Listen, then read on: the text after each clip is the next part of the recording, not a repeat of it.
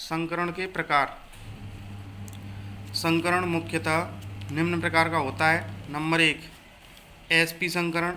जब किसी परमाणु के बाह्य कोश में एक s कक्षक तथा एक p कक्षक मिलकर समान ऊर्जा के दो नए कक्षक बनाते हैं, इसे sp संकरण कहते हैं।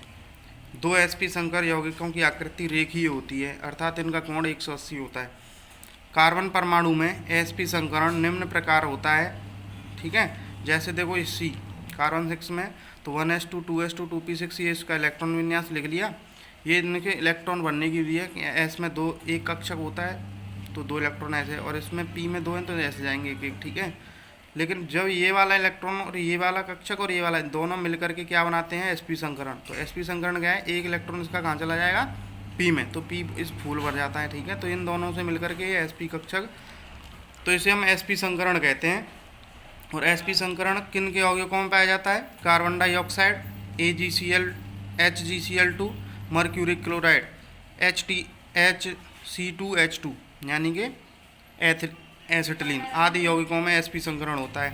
उसके बाद है आपका sp2 संकरण। sp2 संकरण किसी परमाणु के बाह्य कोश में एक s तथा दो p कक्षक मिलकर आपस में समान ऊर्जा के 3 नए कक्षक बनाते हैं, इसे sp2 संकरण कहते हैं। 3 sp2 संकरण कक्षकों की आकृति त्रिकोणीय होती है, अर्थात उनके गुणज का कोण 180 होता है। देखो कार्बन परमाणु में ये दिख रहा है ना, दो है वही है, देखो सेम। देखो यहाँ पर क्या है कि ये 2 कक्षक इसके मिलेंगे और एक ये मिलेगा, ठीक है। तो इस प्रकार ये 3 मिल जाते हैं, जैसे देखो यहाँ दिखा रखा है, नीचे दिख रहा है। तो 3 कक्षक मिलकर के आपस में sp2 संकरण बनाते हैं, यानी एक s और 2 p के, ठीक है।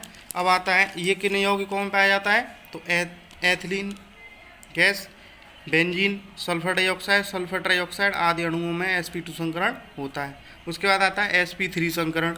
तो sp3 संकरण जब किसी परमाणु के बाह्य कोश में एक s तथा 3 p कक्षक आपस में मिलकर समान ऊर्जा के 4 नए कक्षक बनाते हैं, इसे sp3 संकरण कहते हैं। यानी चारों sp3 संकरण योग कक्षकों की आकृति चतुष्फलकी, यानी चतुष्फलकी मतलब क्या है, 4 फलक होती हैं, उसकी चतुष्फलकी होती है, अर्थात उसके बीच का कोण 109 डिग्री 28 मिनट होता है।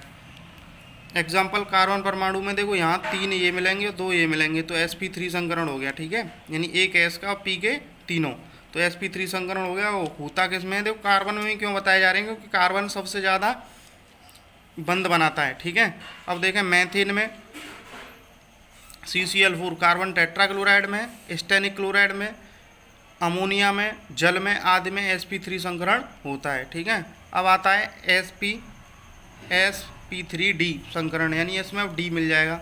जब किसी परमाणु के बाह्य कोश में एक s कक्षक 3 p तथा एक d कक्षक आपस में मिलकर समान ऊर्जा के 5 नए कक्षक बनाते हैं, इसे sp3d संकरण कहते हैं।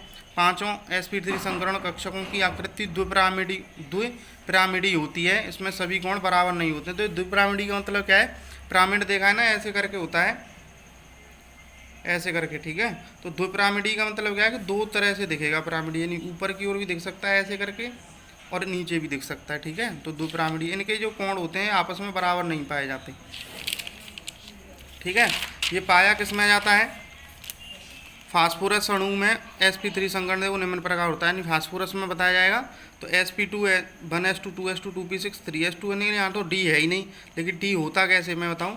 देखो s के 2 मिलेंगे, p के 3 मिल गए, और ये जो एक इलेक्ट्रॉन यहाँ से बचेगा, क्योंकि 3 यहाँ फुल है, यहाँ से जो एक इलेक्ट्रॉन बचेगा वो कहाँ जाता है, d कक्षक में। तो d कक्षक एक ले लेते हैं d में से, तो देखो यहाँ p के 3, एक s का और एक d का, ये तीनों मिल रहे हैं ना, तो ये हो गया sp3d संकरण। ये किस किस में पाया जाता है, तो PCl5 और pF5 आदि अणु में ये sp3d संकरण होता है, ठीक है। इसके आगे कल बताऊँगा।